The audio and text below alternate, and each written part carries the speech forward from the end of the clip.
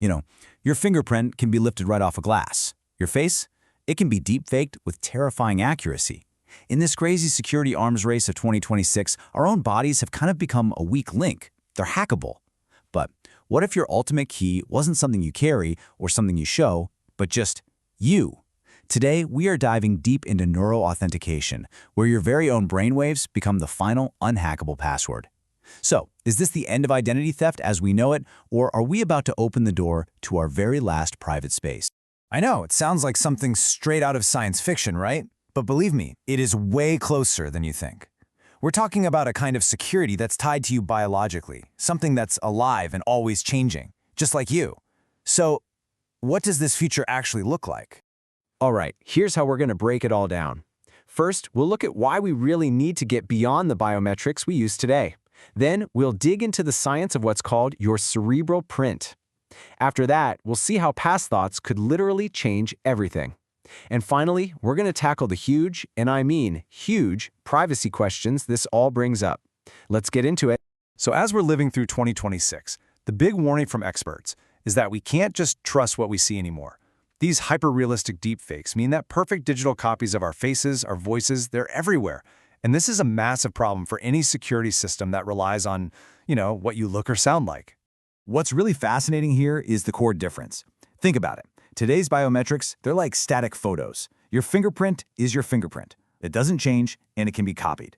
But neuro-authentication, that's completely different. It's based on a living, dynamic process, the unique electrical dance your brain does in response to something. It's an invisible signature that you can't just lift or copy or fake. So how in the world does this actually work? Well, the science behind it has been around for decades. Every single time you think or feel or remember something, your brain lights up with this complex symphony of electrical signals. That's your EEG.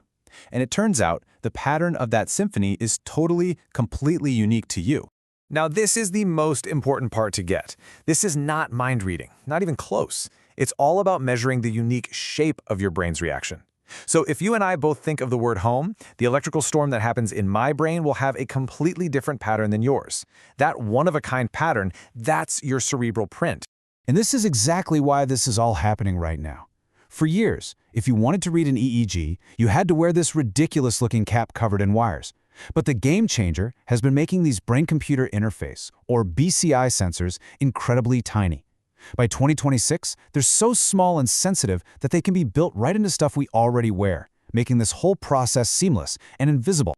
So what does using this tech actually feel like? Well, it's got a name that's pure sci-fi, Passthoughts. And the idea is just what it sounds like. Instead of typing a password or scanning your face, you just think a specific thought to prove that you're you. From your end, the whole thing is unbelievably simple.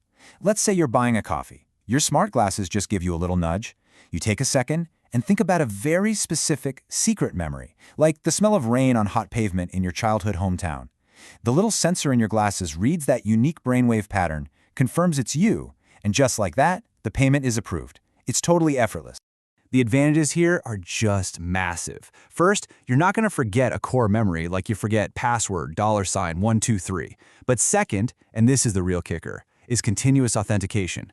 The device knows it's you constantly, as long as it's on your head, and that creates instant security. The second a thief rips those glasses off your face, the connection breaks, and the device basically turns into a paperweight.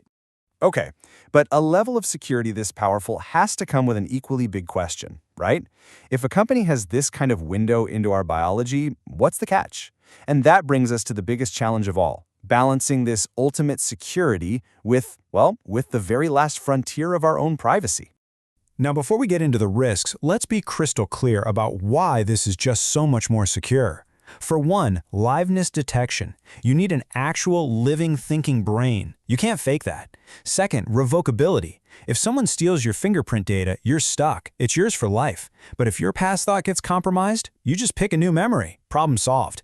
And crucially, this is a black box system. It only knows the shape of your thought signal, not the thought itself. It confirms it's you, but it has no idea what you're actually thinking. And still, this quote really gets to the heart of the problem.